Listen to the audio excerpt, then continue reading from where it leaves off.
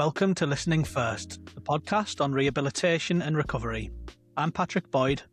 And I'm Ben Marram. And it's good to catch up, Patrick. It's been a little while. How have you been since we last caught up? Yeah, I've not been bad at all. You know, we've had the Christmas break. I had a good chunk of time off. So I'm still really in the process of getting back into the swing of things with work, catching up on things and making sure I'm ticking off all of the necessary things on my to-do list. But all good, can't complain. How about you? Yeah, similarly, I think that the period after Christmas, that kind of warming back up into everything is just really difficult. And conversations I've had generally with people the past couple of weeks, I think everyone's feeling it, just getting back into the rhythm, and maybe recording this is part of that as well. It was interesting actually, Patrick, because I was browsing TikTok, not expecting to think about work. I think often we go on social media to not think about work, but a video caught my eye, which is very relevant to the discussion we're having today. So I've sent it across to you. It was on the 14th of January this landed. I can release his name because it's in the public domain, but a chap called Stephen Naylor from Merseyside, who sadly killed a young man on the M62 motorway in 2021. Mr. Naylor was claiming that he'd had an acquired brain injury from the accident, and that was the reason why he couldn't go to court, because he wasn't fit to plead and that kind of stuff. And what was revealed in this news article on Wednesday was actually he's made it up. He made up all of his symptoms, and the police, I'm assuming, have gathered lots of surveillance footage of him doing everyday things, going to the pub, going to club night, going on holiday, without any symptoms at all. And it sort of rocked my world, partly because actually the footage of him when he was claiming to have these symptoms was stuff that I see with people who were affected by brain injury. And then the contrast of when he had no symptoms was really, really shocking. And that probably leads on to what we're talking about today, doesn't it? Yeah, I think it does. And I did see the video that you sent me, and I was totally shocked by it. And, we've talked quite a lot already on the podcast about integrity and authenticity and how we as professionals conduct ourselves in a certain way, but we also expect the people that we work with to conduct themselves with a level of integrity and authenticity as well. And certainly when we're trying to achieve things with our clients and the families that we're working with, we kind of ask a lot of them in terms of them giving us their whole selves and giving us their authentic selves. So the idea of somebody pretending to be something that they're not, pretending to be unwell when they're not, is really shocking to me. But it does tie in very nicely to the topic of conversation today. So today we're talking with a barrister from King's Chambers, Lois Norris. She's kindly agreed to come and speak to us about the topic of fundamental dishonesty. Now, this discussion, Ben, was really insightful. It provided us with a really good insight into why certain things are done in a certain way when it comes to litigation claims, and certainly looking at things like surveillance and other mechanisms that are used to test whether somebody is being dishonest or not. You can see with the case of Mr. Naylor why those things are done. I totally agree, Patrick. And there was a lot for us to cover, actually. The episode ended up being around 70 minutes. And we had a discussion, didn't we, about trying to maybe split this episode into two halves. Partly, I think, because we're interested in how that's received by our audience, but also I think we really wanted to give people the best chance of digesting the information that Lois helpfully unpacks, because there's different references, it's a different type of language. Certainly as a therapist, it's a type of language that I'm not used to, although Lois does an absolutely unbelievable job of making this really accessible and interesting.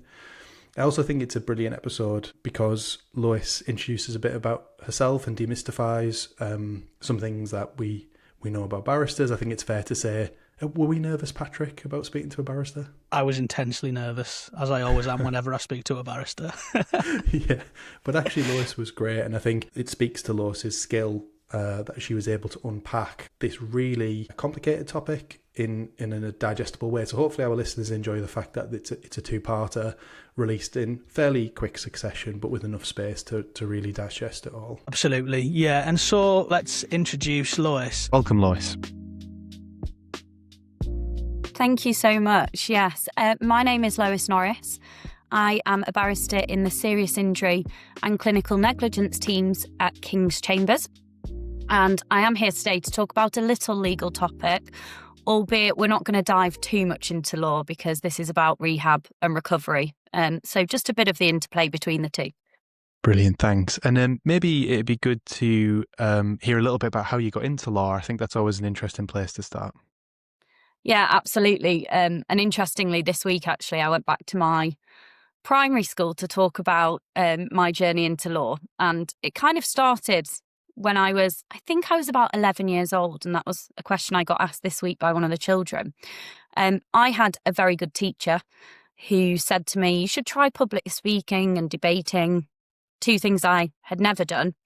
I'm not from a legal family. And I got into that and I thought, oh, I quite like this. And from there formed this idea that I wanted to be a barrister. I must have seen it on TV, I'm sure, because I don't know how I would have known about it otherwise. And then, yeah, it was set in stone in my head. So that was my journey in. I then did history and Latin at university because I didn't want to do law all of the time. Then the legal conversion, the bar course, pupillage, and then, yeah, that's where I am today. And you make it sound so straightforward, Lois, but I know that was probably a fairly bumpy and challenging process. Absolutely. I mean, my journey to the bar was not straightforward, and I was helped very much by being a legal assistant to a silk and learning lots in that role. And I was helped by mentors, and I hope I help people now as a mentor. But no, it's absolutely not a straightforward process. It's hard work and it's very competitive, but all worth it in the end. It sounds like it can be one of those roles that's extremely rewarding as well, though, when you're getting the right results for your clients. Yeah, again, going back to my primary school, one of the children said, do you ever not like your job? Was their question. And I thought about it actually really hard. And I thought, no, I think I always like my job, actually. There's some days I find my job difficult. And there's some days where I have to go on a walk for an hour and a half to clear my head. Well, it's an absolutely rewarding job, and I'm privileged to work for the people that I do and with the people I do. So yeah, I love it. For the benefit of our listeners, especially because we know we've got listeners not just in the UK but also in the likes of the US and Australia, they've obviously got different legal systems in different parts of the world, and I know that the role of a barrister isn't necessarily universal within other countries' legal systems. So can you explain to us what the difference is between a solicitor in this country and a barrister, and how that differs from the likes of the US? Yeah, absolutely. And I think a question I got asked the other day is, what is a lawyer? Because we've got all of these terms. A lawyer, in my view, is anybody who practices law. So that would cover both a solicitor and a barrister. And in this country, in the UK, a solicitor is the person who deals day to day with our cases. So if we take a young lad who's been seriously injured, be a solicitor day to day who speaks to him, to his case manager, to the medical experts in the case. And they really take the body of the case forward. They're thinking what the case looks like, what the claimant's future looks like, and they're dealing with it very much on a day-to-day basis. They're doing all the really hard graft. A barrister deals with, really, speaking very broadly, but we're thinking about if matters come to trial and making sure that we have all the evidence in front of the judge if it does come to trial. And Patrick and Ben, you'll probably know this, but very few cases in serious injury go to trial. But we act from day one like they're going to. And so we will be doing things like documents that would be before the judge at trial. We will be making sure our expert evidence is in the right state to go to trial. And so that's kind of the distinction in my head when I'm trying to explain it. Day to day and very much the hard work, the building and everything is solicitors. And then the barristers aren't there all the time. They're coming in at various stages throughout the case to make sure that we're ready to go to trial. And then settlement, all of that we get involved with. My interest in the sort of area of fundamental dishonesty is I'd heard the term rumbling because of some cases in sort of the recent news, and then was lucky enough to see you present at an event and was just so impressed at your ability to cover the topic that I thought it would be a great conversation for other listeners to, I think, demystify, to debunk, to understand what this issue is about and how it's even relevant to rehab and recovery. So maybe that's a good place for us to start is, so what is fundamental dishonesty, Lois, from your perspective, or what is dishonesty? Yeah, Well, I think we're going to have to split it into starting with what is dishonesty, which, to be frank, when I came into this topic, you kind of skip to fundamental, and then you think, actually, what is dishonesty? And luckily, people who are much more intelligent than me have already dealt with that point, because that question came before the Supreme Court in 2017 in a case called Ivy and Genting Casinos. And it's the best way, I think, for me to explain what dishonesty is, or certainly how dishonesty is defined in our legal system. It's quite an interesting story as well, this one. So it concerns a gentleman called Mr. Ivy, who in effect, with a friend, went to a London casino and in one day won £7.7 million. And what happened thereafter is the casino has a checking policy when they're paying out that much of an amount. And when they watched the CCTV, it became apparent that something called edge sorting had been used. And I've never played poker in my life, I don't think. I've never played really any card games other than the ones you play on holiday. But in essence, it's when tiny differences, because of the manufacturing process, can be seen on the edges of the cards. And they're marginally different. And they'd done a very clever process where they had made sure that they knew which the important cards were by doing that. And the casino said, we're not paying because that's cheating. It's dishonest.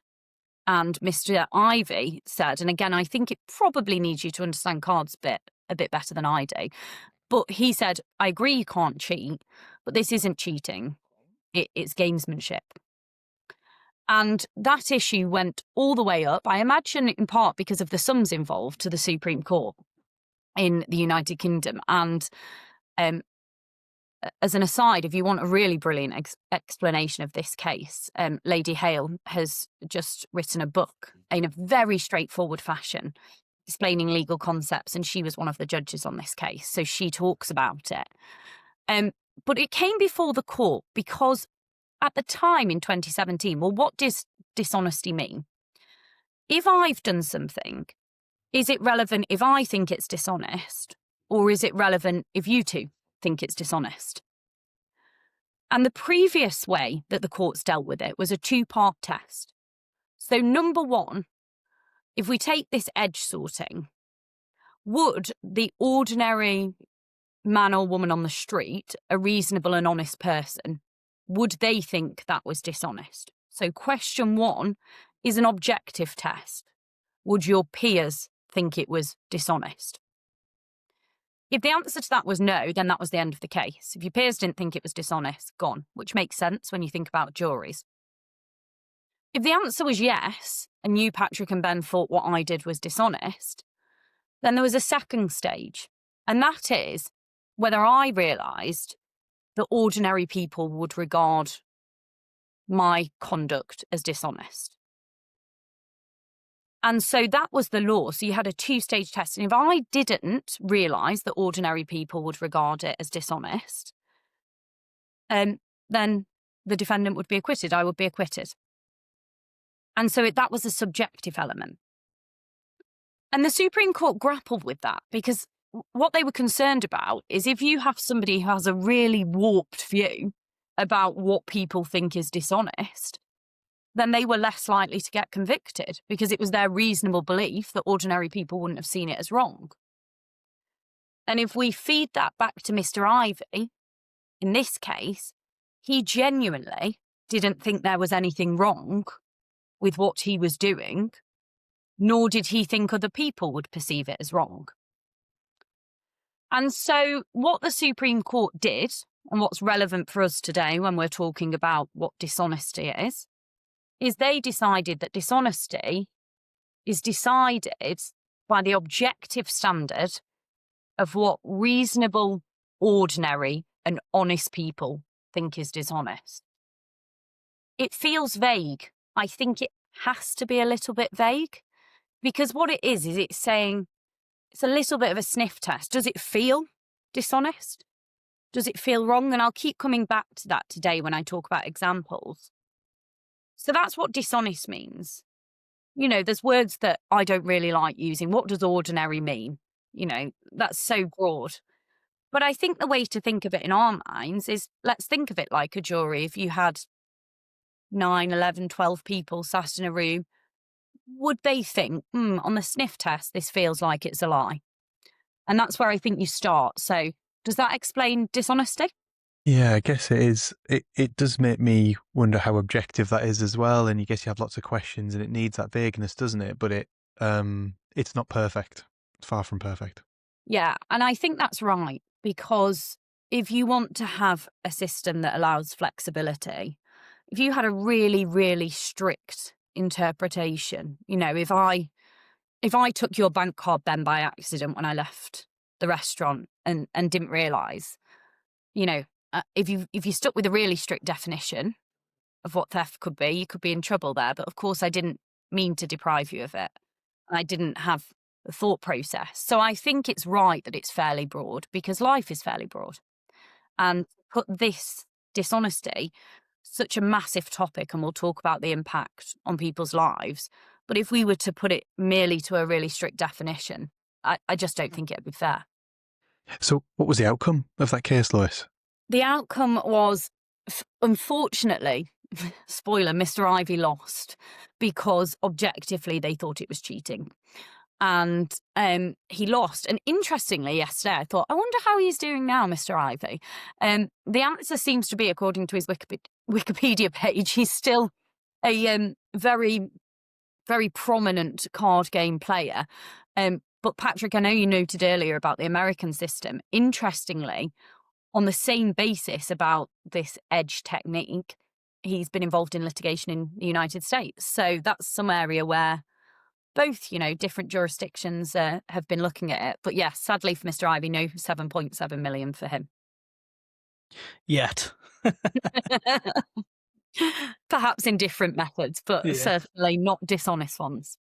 So in terms of dishonesty then, we've talked about what dishonesty is, but how do we then move forward to fundamental dishonesty, and what's the difference between fundamental dishonesty and dishonesty?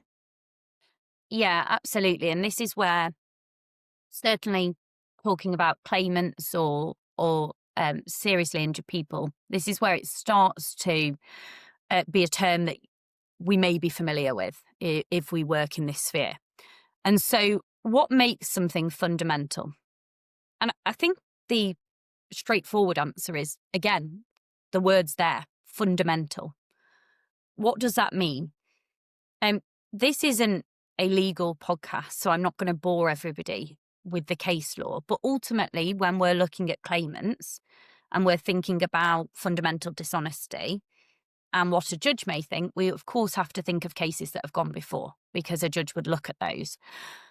But I think the heart of it is, does the dishonesty go to the root of the claim? Does the dishonesty go to the root of the matter? And so that's the way I think that you should always be thinking of it. So to give an example, if I had physio on a Thursday, but I told somebody I had physio on a Tuesday, okay, that might be dishonest, may not be, you know, and we'll come on to that. But realistically, so what? You know, the day's wrong, but it doesn't impact anything. If we're looking at how we present our case, they still have physio once a week. And so it doesn't really impact or go to the root of the matter. And you've got to be thinking, does it substantially impact the way things are put? And so let's do an example, because for me, I'm an example learner. If you have somebody who is seriously injured and they're discharged from hospital to home, and they say, well, my boyfriend, in the 3 years after the accident, from the time I was discharged to hospital, he's been helping me for 6 hours a day. And actually, he hadn't. And he hadn't been providing that care. Does that go to the root of the claim? Yes, probably. It depends, of course. If, for example, he's been giving me help for 6 hours a day, and actually that's an estimation and it's a bit off, that's probably not going to go to the root of it. It's probably not going to substantially affect the way the claim's put. But if he's giving 1 hour of care a day or no care, then that absolutely goes to the root of the matter.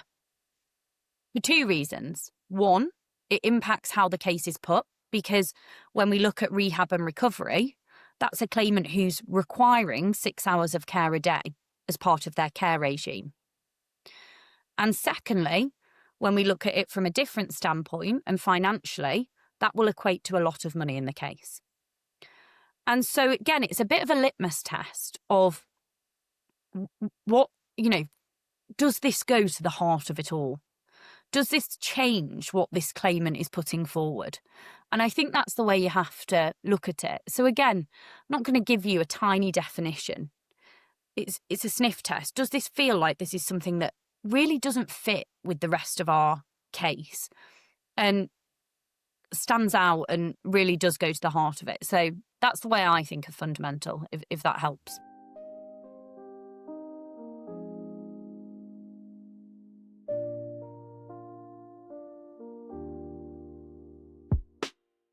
Thinking of an example in my own head to kind of see if I've got it right, Lois. I think that's a good way of testing it. It would be if someone was saying, I never leave the house, and then they leave the house. Would that be a good example of something like that? Yeah, and we'll absolutely come on to absolutes, because I never leave the house means, on a straightforward version, you don't go out the house. You don't leave it. You've not left it. We know, because we work with people every day, that I, for example, will say a lot of the time, literally, and I don't mean literally, or I've not been out once, but you have been out once. And so absolutely, Ben, I never go out the house.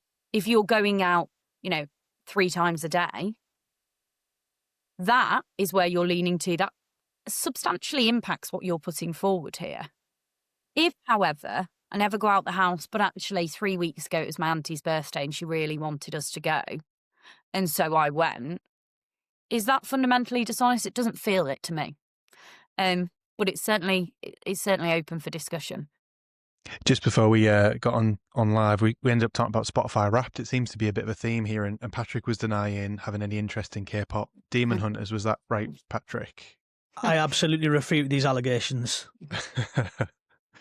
But it's such an interesting idea, and I guess we're going to get onto that. And I think the next obvious question is, so what we're talking about rehab and recovery and trying to bring it back to that, but what are the consequences if something like this were to happen? Mainly, I guess, because we're thinking about rehab and recovery and the claimant and the person, how does this rumble?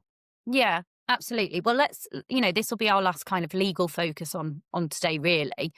And so we'll talk about the kind of human aspect of how it would impact a claimant later on. But if we're talking about the actual consequences of fundamental dishonesty, which are set out in the Criminal Justice and Courts Act of 2015, let's take a claimant who has a claim. The first thing is the court must dismiss that claim. So the first thing is the claim goes. There is an exception, which is if the court is satisfied that the claimant would suffer substantial injustice if the claim was dismissed.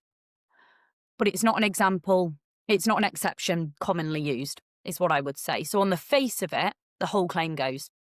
So that's literally no compensation for the person making the claim if they're found to have been fundamentally dishonest. Absolutely. So no compensation. But not only that, the second thing is that normally, if a case goes to trial and a claimant just loses, they don't have to pay any costs. That's the way our system works. However, if they are found to have been fundamentally dishonest, that protection is removed. And so not only will their case be dismissed, but they could be faced with an extortionate bill that they likely won't be able to pay.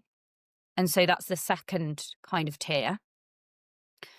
And if that's not scary enough, and of course it is, the third thing is that if they are found to have been fundamentally dishonest, then just thinking logically, they've lied to a court because their witness statement or their evidence is false. And therefore they can also be convicted or sent for a point on contempt of court. And that's a possibility. And that doesn't always happen, but that's why people are so scared of this, because no claim, if you're seriously injured, have to pay your costs, and there's a possibility of contempt of court. So it's a scary, scary time. Stakes sound incredibly high. Yeah, they But can't really be. But in practice, Lois, although the stakes are incredibly high, there are countless examples of people being found to have acted in a fundamentally dishonest way, where this is kind of played out. Yeah, absolutely. And I think two kind of myths to kind of get rid of. The first one is that there's kind of a thing that fundamental dishonesty doesn't necessarily correlate with serious injury. You know, there have been cases in front of the court where people have moderate to severe brain injuries. Nobody is saying this person isn't seriously injured. So despite that, no compensation for the rest of their life. The second thing is, I said earlier about the exception of substantial injustice. You or I might think, well, surely there is a substantial injustice if somebody is seriously injured and they're not going to get any compensation.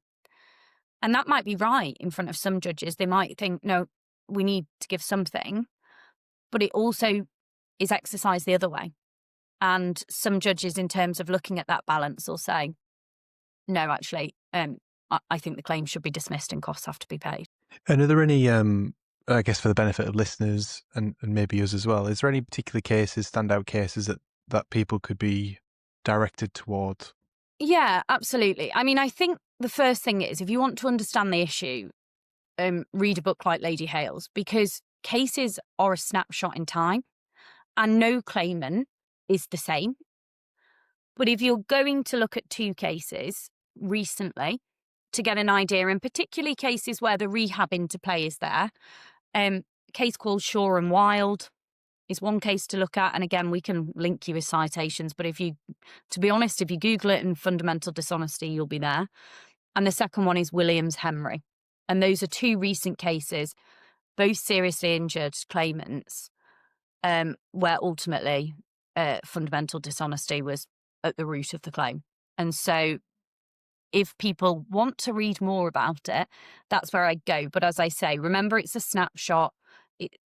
All judges are different, all claimants are different, but it does give you an idea of the issues at play and how the rehab journey and clinicians may feed into that. Yeah, and we will include any links in the show notes. So if you could share those with us, Lois, that would be great. So in terms of the work that we do, obviously Ben and I work day to day with people who've survived brain injuries and other serious injuries. And one of my observations, I suppose, is that particularly people with brain injuries can present quite inconsistently at times, and there's not kind of there's not always an obvious explanation to why they might be behaving in a certain way to a person who doesn't know them, for example. And it's in those situations that I imagine these kind of thoughts about somebody maybe being dishonest might arise. So in your experience, when do these kind of discussions about dishonesty and fundamental dishonesty tend to come up? Yeah, absolutely. And Patrick, particularly in relation to brain injuries, it's a really good point. And when we talk about cases, there was a case some time ago in front of His Honour Judge Pearce in Manchester where that was part of the rationale and thinking of, what's causing this presentation. Because if we thought about it at the other end of the extreme, somebody didn't have capacity, for example, at a certain point, and they were saying loads of inconsistent statements, then nobody would likely be saying, well, they're fundamentally dishonest. And so it's understanding those subtleties.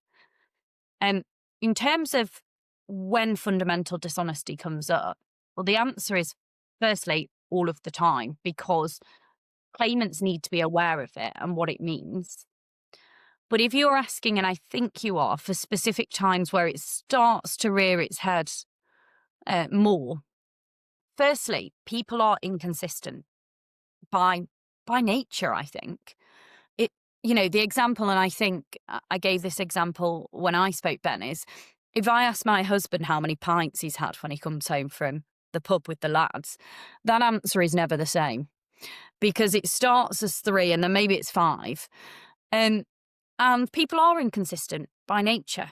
You know, I just said earlier I spoke at my primary school this week, and actually I think it's last week, because that's how we speak as humans.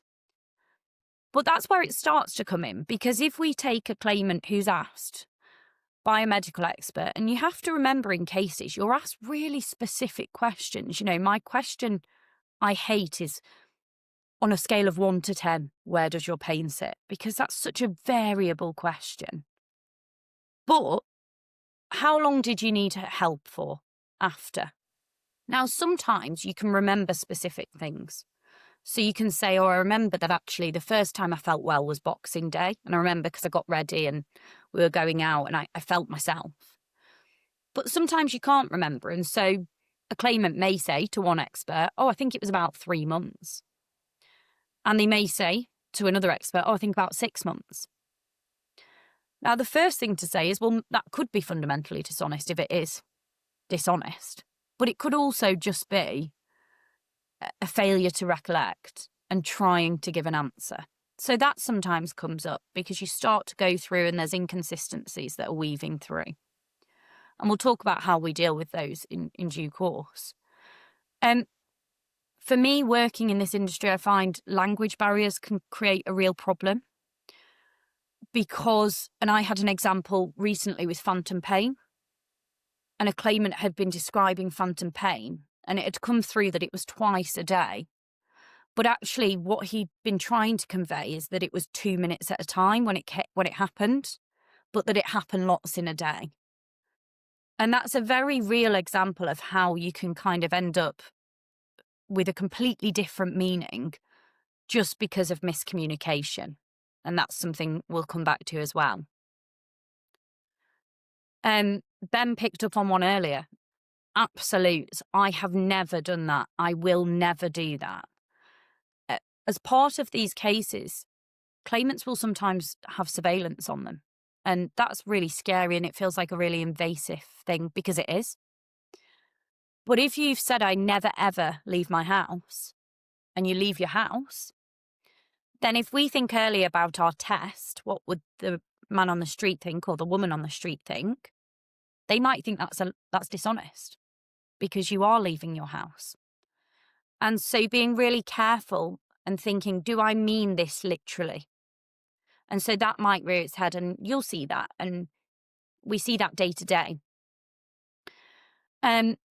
We talk about brain injury.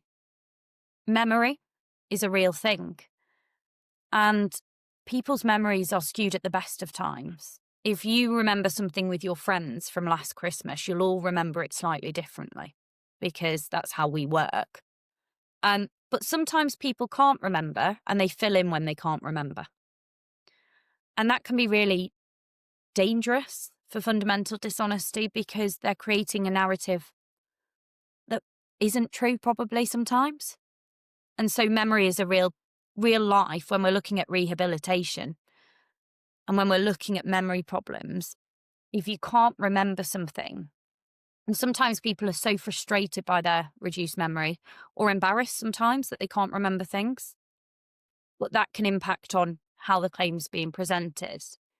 And you've got to remember, Patrick, when we're talking about this and how it feeds in, and you're talking about claimants who have brain injuries, we've got to think, does it substantially impact the presentation of their claim? And a lot of the time the answer is, okay, my lad might genuinely think that at some times, but I need his mum to feed in and his case manager to feed in because they will have a better understanding and a better recollection of how days go. And they can, and we'll talk about this, but they can be transparent about that and the fact that the person who's injured hasn't always got the right insight into things.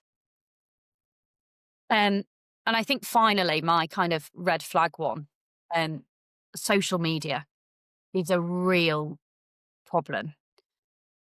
And I don't think many people don't make their life look better on social media.